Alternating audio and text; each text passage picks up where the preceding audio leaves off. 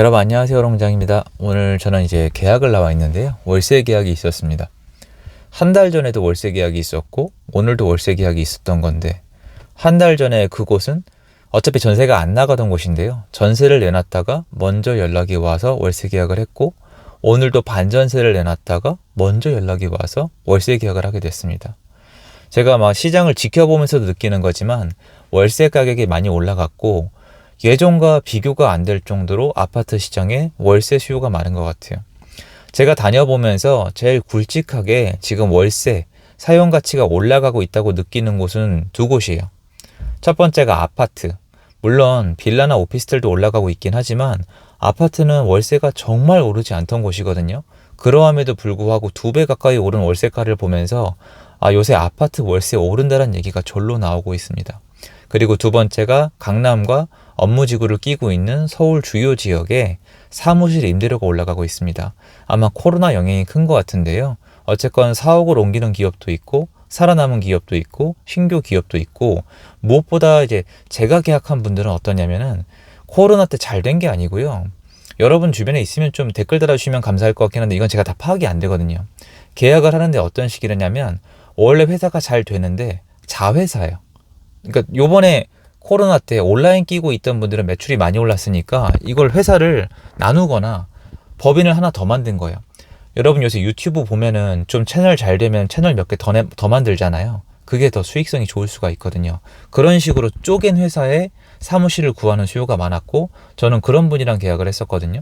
그러니까 어쨌건 업무지구에 있는 사무실의 월세, 그리고 수도권 지역에 있는 주요 입지에 있는 아파트의 월세가 뚜렷하게 오르고 있어요.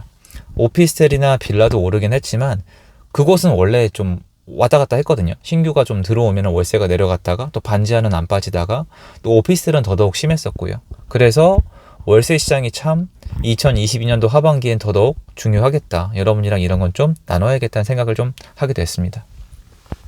올 하반기 시장은 월세를 꼭 보셔야 돼요. 여러분이 2010년도부터 2015년이라고 하면 어떤 생각이 드실까요? 2010년도부터 2015년 서울의 아파트 시장 어땠죠? 그렇죠. 하락하는 시장이었죠. 굉장히 좋지 않은 시장이었죠. 많은 사람들이 공포를 느꼈던 시장이에요. 하지만 2010년도부터 2015년도까지 부동산 시장의 일부는 굉장히 불안정했어요. 혹시 어딘지 아실까요?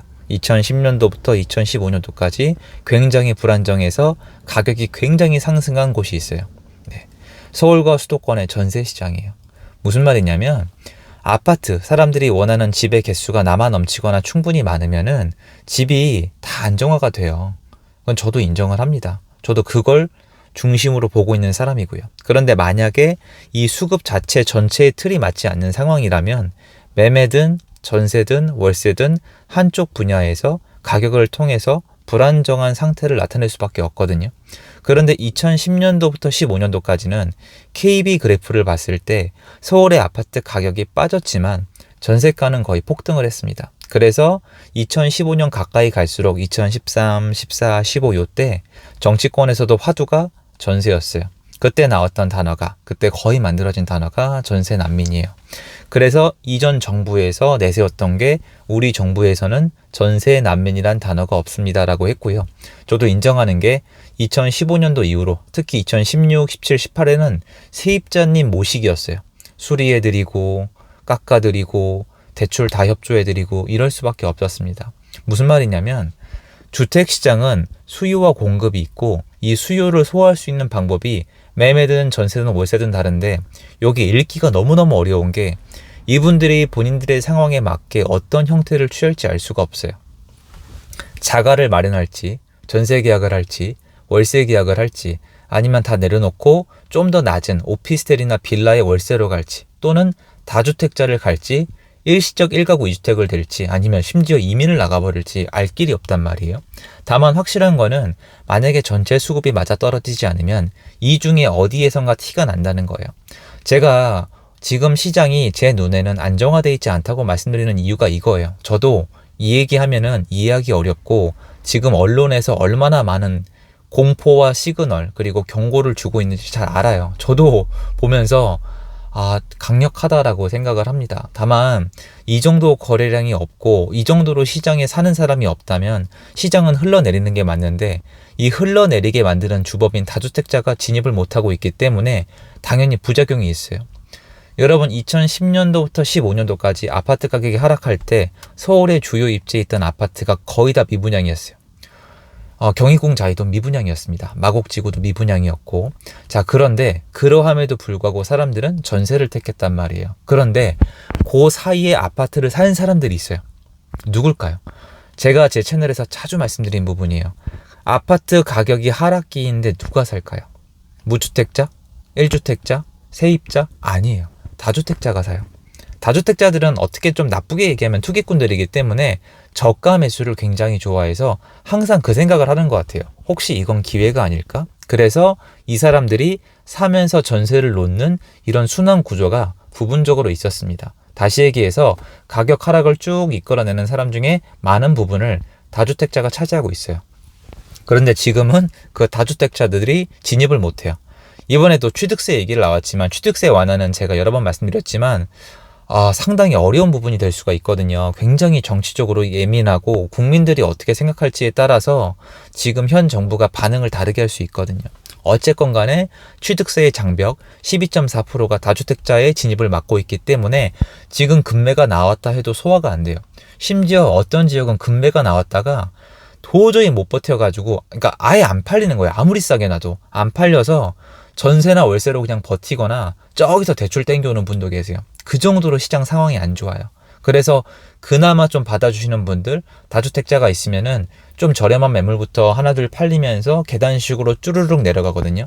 2010년도부터 15년도까지 이렇게 쭉 빠졌는데 지금은 그게 안 된단 말이에요. 근데 문제가 뭐냐면 이분들이 시장에 없어서, 이거는 부작용으로 인정을 안 하셔도 전 할 말은 없는데 저는 그렇게 생각을 하거든요. 급매가 소화가 안 돼요. 그러니까 이렇게 생각하시잖아요. 야, 급매가 소화가 안 되면 더 좋은 거 아니냐, 더 내려가는 거 아니냐는데, 집을 파시는 분들이 버티고 가격을 내리는데 한계가 있어요. 지금도 보시면은 제가 그걸 얘기하는 거예요. 일정 이상 제가 생각한 시나리오보다 너무 안 내려가요. 제가 생각한 것보다 많이 내려가는 곳은 지금 대구밖에 없어요. 물론 수요가 너무 없으니까 수원의 일부 단지랑 대구 정도밖에 없거든요. 인천은 제 생각이랑 조금 다르게 흘러가고 있어서 좀 더 지켜보고 있지만, 어쨌건 시장이 불안정하고 거래가 없고 경직됐지만 제가 생각하는 하락이 나오지 않고 있고, 안 하락하고 있다는 뜻이 아니에요. 상승하는 지역도 있고 하락하는 지역도 있고 보합하는 지역도 있는데, 하락하는 지역은 쉽게 찾아보실 수 있어요. 어쨌건 그런 상황에서 다주택자들이 전혀 진입을 못하니까 뭐가 공급이 안 되겠어요? 전세랑 월세가 공급이 안 되잖아요. 근데 그 와중에 전세는 기존에 있던 공급량이 나와도 사람들이 전세자금 대출에 너무 부담을 느끼니까 월세로 가고 있는 거예요. 그러면 월세 시장을 지켜보시면 되겠죠. 어떤 뜻에서 그럴까요? 월세가 올라가는데 한계가 있을 거예요. 예를 들어서 15억짜리 아파트가 있는데 이 사람이 그냥 여러분 설명의 편의를 위해서 100% 전부 다 LTV 100%로 4%대의 금리로 빌렸다 치면은 15억짜리니까 1년 동안 이자가 6천만 원이니까 한 달에 500만 원씩 내면 된단 말이에요.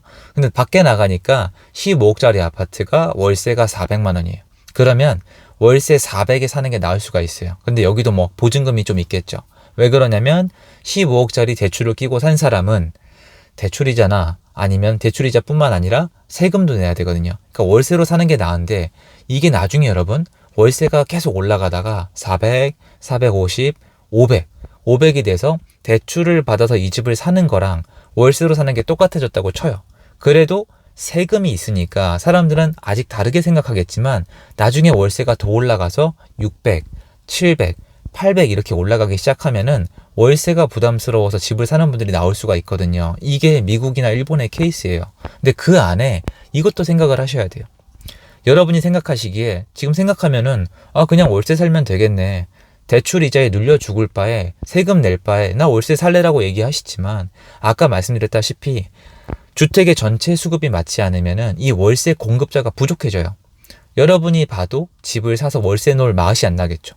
아니 그렇잖아요. 제가 갖고 있으면 대출이자랑 세금을 이만큼 내야 되는데 월세를 받으면 요만큼밖에 안 되는데 집 가격이 올라간다는 희망이 없으면은 월세를 놓을 이유가 없으니까 월세 공급자는 줄어들 테고 월세를 원하는 분들은 늘어날 테니까 월세가 아까 제가 말씀드린 것처럼 늘어나요. 전세도 그렇게 똑같이 늘어났어요. 여러분이 지금 이자 와버리셔서 그렇지 전세가 지금 3억 하던 게 6억 하거든요. 그거 사람들 옛날에 얘기하면은 미쳤다고 그랬었어요. 정말 그건 생각을 해보세요. 3억짜리 전세가 6억이 된다고 얘기하면은 임대차 3법 통과되기 전에는 미친 사람이라고 얘기하셨다니까요. 그러니까 신도시 빼고. 근데 지금 월세도 이렇게 됐잖아요. 그러면 월세를 지켜보다가 사람들이 과연 언제까지 월세를 택할지. 근데 월세를 살고 있는데 집값이 올라가는 불안 시그널이 있다? 이래도 문제고. 월세를 살고 있는데 전세자금 대출이 풀렸다? 이래도 문제고. 월세를 살고 있는데 월세 공급이 안 이루어진다. 매물이 없다. 이래도 문제고. 월세를 살고 있는데 월세 가격이 너무 올라간다. 이래도 문제죠. 그러면 그 다음엔 전세, 그 다음에 일부는 매매를 선택할 수밖에 없는 구조라고 전 여태까지 시장을 공부해 왔거든요. 그래서 지금은 그 무엇보다 수도권을 중심으로 봤을 때 월세 시장을 지켜보셔야 돼요. 저도 여전히 막강해진 아파트 시장의 월세를 느끼고 있거든요. 제가 느끼는 만큼 저는 월세 시장에 집중을 하고 있고, 월세 시장에서 사람들이 수요가 소화가 안 되거나 수요가 이탈하는 모습이 보이면은 또 공유해서 좀 이렇게 여러분들의 자산 운영에 도움이 되는 정보를 제공하도록 하겠습니다. 도움되었으면 좋겠고요. 요새 더워지니까 건강 유의하셨으면 좋겠습니다. 감사합니다.